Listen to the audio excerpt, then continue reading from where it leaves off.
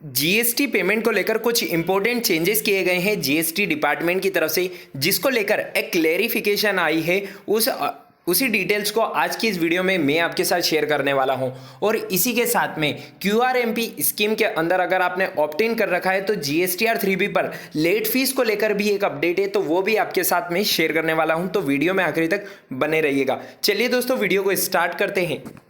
आप देख सकते हैं मैंने यहाँ पर एक लेटेस्ट नोटिफिकेशन यानी कि लेटेस्ट अपडेट ओपन कर रखी है, जो कि यहाँ पर जीएसटी डिपार्टमेंट की तरफ से आई है, जो है payment of tax bye taxpayer under QRMP scheme for the month of March 2021। यानी कि जिन टैक्सपेयर ने क्यूआरएमपी स्कीम को ऑप्ट इन कर रखा है उन्हीं के लिए यह अपडेट है। इसमें पहला पॉइंट लिखा है, all taxpayer having aggregate turnover up to ₹5 crore under QRMP scheme what the effect from 1st January 2021 onwards are required to furnish return on quarterly basis along with payment of tax of monthly basis। यानी कि आपको अपनी जो GSTR 3B है वो तो quarterly basis पर file करनी है, लेकिन जो पेमेंट है वो मंथली बेसिस पर करना है, वो भी PMT 06 के थ्रू।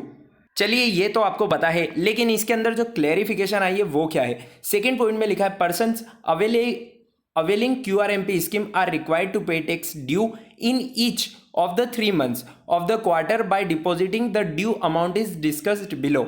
यानी कि जीएसटी डिपार्टमेंट की तरफ से क्यूआरएमपी स्कीम को अगर आपने ऑप्ट इन कर रखा है तो दो प्रोसेस आपको बताई थी यहाँ पर मंथली बेसिस पर पेमेंट को करने की।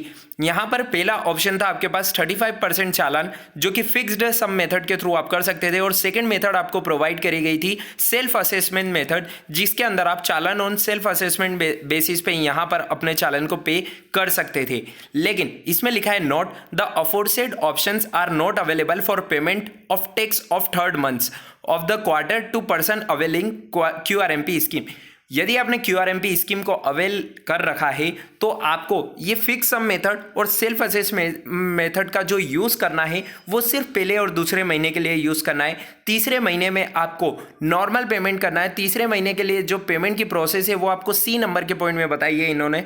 Payment of tax for third month of a quarter For third month of the quarter, taxpayer can click button create challan in payment table 6 of form GSTR 3B and file GST PMT 06 challan for depositing any amount towards their tax liability। यानी कि तीसरे month में आपको अपने tax का payment create चालान के basis पर यहाँ पर करना है। यानी कि मार्च महीने में जो आपने पूरे क्वार्टर की सेल दिखाई है उसके बेस पर आपने जितनी टैक्स लायबिलिटी को ऑलरेडी पे कर दिया है वो ऑटोमेटिकली उसमें से डिडक्ट हो जाएगी, और जो रिमेनिंग टैक्स लायबिलिटी है उसका चालान आपको क्रिएट करके वहाँ पर पेमेंट करना है।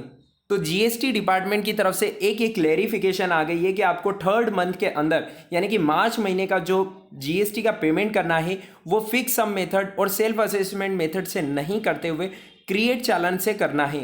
जीएसटी के अंदर एक और अपडेट का जो आपको ध्यान रखना है, जीएसटीआर 3B के अंदर बहुत ज़्यादा क्वेश्चंस आ रहे थे कि जीएसटीआर 3B के अंदर जो लेट फीस की अब प्रोसेस रहेगी वो कैसे रहेगी। तो यदि आपने क्यूआरएमपी स्कीम को ऑप्ट इन कर रखा है और जो जीएसटीआर 3B क्वार्टरली को फाइल करने की तारीख है वो है 22 अप्रैल और 24 अप्रैल। हम जनवरी से मार्च 2021 के क्वार्टर की बात कर रहे हैं, तो उसके लिए डेट्स जो दी हुई है वो है 22 तारीख और 24 तारीख। अगर आप 22 और 24 तारीख से अपने रिटर्न्स को डिले करते हैं तब जाकर आप पर लेट फीस लगेगी।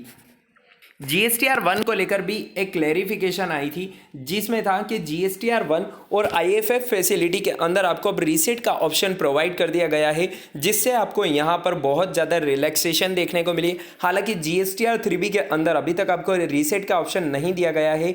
उम्मीद है कि बहुत जल्दी आपको जीएसटीआर 3B के अंदर भी रीसेट का ऑप्शन देखने को मिल जाएगा। इसी के साथ अगर आपने इनवॉइस फर्निशिंग फैसिलिटी का यूज़ नहीं किया है लेकिन उसके अंदर कोई इनवॉइस अपलोड कर रखे हैं और आपने उसे सेव्ड कर रखा है, तो आप उसे रीसेट करके उन सारे इनवॉइसेस को अपने जीएसटीआर 1 के अंदर अपलोड कर सकते हैं। और यदि आपने जनवरी और फरवरी मंथ का आईएफएफ फैसिलिटी का यूज़ करते हुए अपने इन्वॉइसेस को शो कर रखा है तो आपको उन्हें जीएसटीआर 1 के अंदर दोबारा से दिखाने की कोई ज़रूरत नहीं है। यही एक छोटी सी अपडेट्स थी यहाँ पर जो न्यूज़ एंड अपडेट्स के थ्रू यहाँ पर निकल कर आई थी।